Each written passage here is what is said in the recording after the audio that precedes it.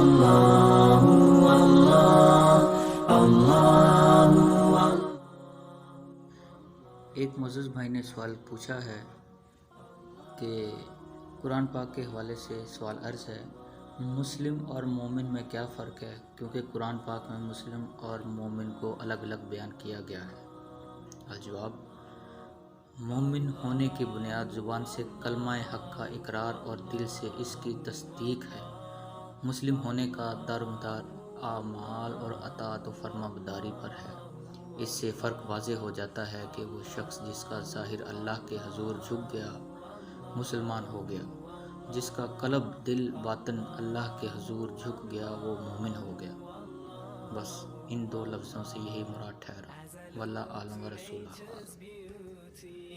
Dazzled am I, knowing everything calls on you, the Lord Most High. Allah, Allah.